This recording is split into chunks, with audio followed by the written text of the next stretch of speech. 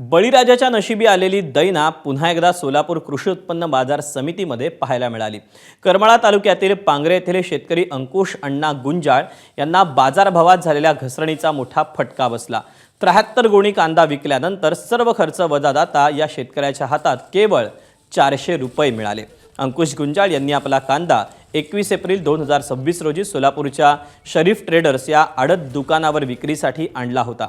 एकूण 73 पोती कांदा त्यांनी विक्रीसाठी लावला होता। मात्र बाजारपेठेत कांद्याची आवक वाढल्याने आणि मागणी घटल्याने त्यांच्या कांद्याला प्रति किलो केवळ 50 पैसे इतका निचांकी भाव मिळाला। कांद्याच्या विक्रीतून मिळालेली एकूण रक्कम आणि त्यावर झालेला खर्च यांचा ताळमेळ बसवणं कठीण झालं। 73 पिशव्या कांदा विकल्यानंतर अंकुश गुंजाळ शेतकऱ्याला एकूण 5068 रुपये मिळाले होते। वाहतुकीचं गाडी भाडं, हमाली, तोलाई आणि इतर आडत खर्च वजा जाता प्रत्यक्षात शेतकऱ्याला केवळ 400 रुपये 50 पैसे किलो भावानं पैसे मिळाले। 73 गोण्या नेल्यावर मला येताना जेवायला तिकटाला तर राहायचं नाही, पण जेवायला सुद्धा मला पैसे राहिले नाही आणि 50 पैसे आणि 1.5 रुपयाने कांदा गेला। किती कांदा नेला होता? 73 गोण्या नेले।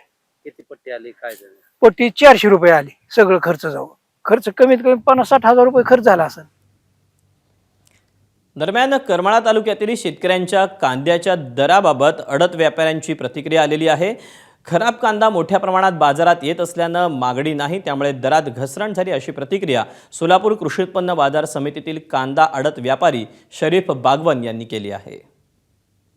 मार्केटमध्ये 70 ते 80% माल खराब यायला लागलाय। शेतकऱ्याला मी वारंवार सांगायला लागलो, चांगलं क्वालिटी माल असेल तर भरा, सिंगल पत्ती बारीक माल आणू नका म्हणून मार्केटमध्ये माल आणायला लागले। इथं शेतकऱ्याचा खर्च पण निघेना, इथं व्यापारी माल घ्यायला तयार नाही आणि महत्त्वाचं व्यापाऱ्याला बोलून दिलं तरी माल नको म्हणजे एक दिवस माल ठेवले की दुसऱ्या दिवशी माल पाणी व्हायला लागलाय आणि व्यापारी मालच नको म्हणायला लागले। आम्ही शेतकऱ्यांना प्रत्येक शेतकऱ्यांना स्पष्ट सांगायला लागले, चांगला डबल पत्ती असेल तर भरा, सिंगल पत्तीला मागणी नाही, इथं माल पडू नाही, इथं माल बघू शकतो। हे कालचा माल आहे, काल एक दिवस ठेवलं आज पूर्ण पाणी झालं आणि व्यापारी माल घ्यायला तयार नाही। परिस्थिती लई खराब आहे मार्केटमध्ये।